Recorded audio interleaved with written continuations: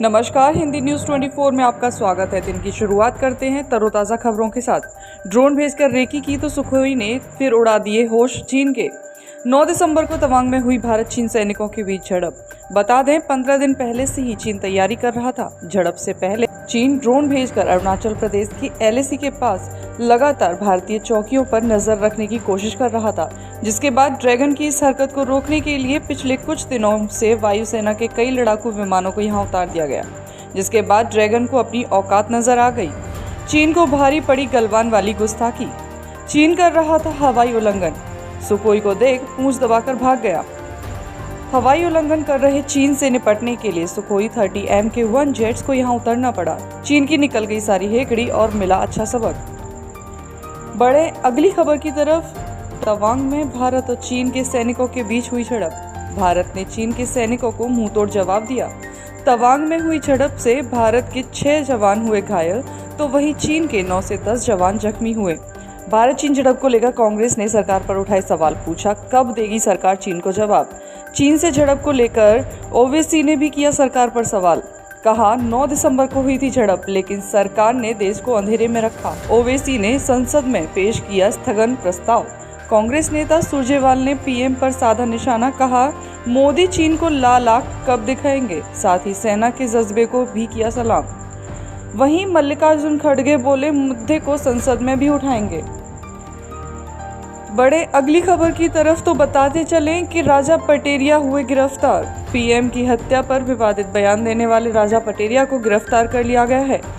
MP के पूर्व कांग्रेसी मंत्री और PM मोदी पर टिप्पणी करने वाले राजा पटेरिया को दमोह में उनके निवास से गिरफ्तार कर लिया गया। पुलिस पन्ना लेकर जाएगी राजा पटेरिया को। राजा पटेरिया PM मोदी पर विवाद देने पर फंस गए, जिसके खिलाफ पहले FIR दर्ज हुई और अब उन्हें गिरफ्तार कर लिया गया। देखते क्या होगा राजा पटेरिया का। कांग्रेसी पूर्व नेता राजा पटेरिया को जमानत मिलेगी या जेल जाएंगे। हालांकि राजा पटेरिया की गिरफ्तारी कोई भी कांग्रेसी बयानबाजी से बच रहा है। तवांग पर बोले अमित शाह। केंद्रीय गृह मंत्री अमित शाह ने तवांग के भारत चीन झड़प और चीन की हरकत पर दिया बड़ा बयान। कहा, मैं इतना कहना चाहता हूं, भारत जनता पार्टी की सरकार है, नरेंद्र मोदी इसके प्रधानमंत्री हैं और जब तक BJP की सरकार चल रही है, 1 इंच जमीन पर भी कोई कब्जा नहीं कर सकता। हमारे जवानों ने जो 8 की रात और 9 को जो वीरता दिखाई, मैं उसकी पूरी प्रशंसा करता हूं। इन्होंने सीमा में घुसे सभी लोगों को कुछ ही घंटों में वापस खदेड़ दिया और हमारी भूमि का रक्षण किया। 13 दिसंबर को मनाई गई संसद पर हमले की बरसी। 13 दिसंबर 2001 में 5 आतंकवादियों ने संसद भवन पर किया था हमला। हमले में 9 जवान हुए थे शहीद, जबकि हमला करने वाले सभी 5 आतंकवादी मारे भी गए थे।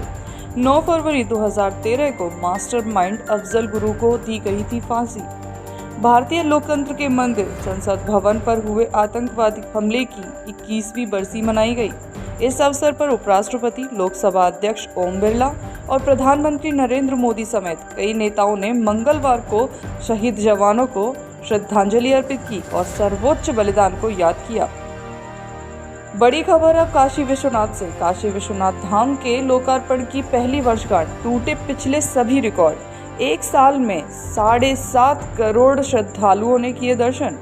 काशी विश्वनाथ मंदिर में जब से नया कॉरिडोर बना है, तब से भक्तों ने बाबा विश्वनाथ को ढक दिया है सोना, चांदी और नकदी से। शिव भक्तों ने दिल खोलकर चढ़ाया चढ़ावा। रिकॉर्ड चौंकाने वाला है। चढ़ावे में 500% का इजाफा हुआ है। मंदिर प्रशासन के मुताबिक यह चढ़ावा 100 करोड़ से भी ज्यादा का है। पिछले वर्ष ही प्रधानमंत्री नरेंद्र मोदी ने काशी विश्वनाथ कॉरिडोर का लोकार्पण किया था, जिसके निर्माण में लगभग 900 करोड़ रुपए की लागत लगी थी। बढ़ते हैं अगली खबर की तरफ। कांग्रेस सांसद इमरान प्रतापगढ़ी की शायरी पर मचा बवाल। MP के पूर्व कांग्रेसी नेता राजा पटारिया के बाद अब भोपाल के कांग्रेस सांसद और शायर इमरान प्रतापगढ़ी की शायरी ने विवाद खड़ा कर दिया है। दरअसल कांग्रेस विधायक आरिफ मसूद की तरफ से आयोजित मुशायरे में उन्होंने खरगोन का जिक्र कर दिया, जिसके बाद BJP कार्यकर्ता वहां पहुंच गए और जमकर हंगामा किया।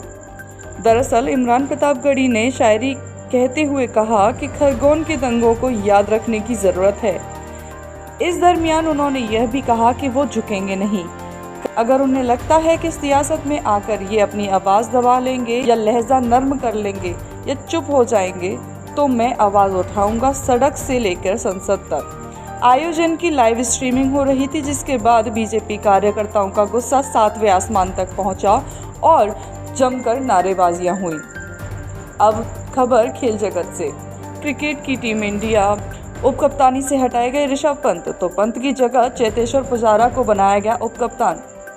खबर लेते हैं अब मौसम की। तो पहाड़ों में बर्फबारी और शीतलहर से देश की राजधानी दिल्ली में अब कड़ाके की सर्दी बढ़ेगी। वहीं दक्षिण भारत में तूफान मंदूस रुकने का नाम नहीं ले रहा। दक्षिणी भारत के अधिकांश हिस्सों में बारिश के आसार रहेंगे। मौसम विभाग के अनुसार 15 दिसंबर के बाद यूपी में कड़ाके की ठंड बढ़ेगी। ऐसी ही तरोताज़ा खबरों के लिए बने रहिए हिंदी न्यूज़ 24 पर। मिलते हैं अपनी नई पेशकश में।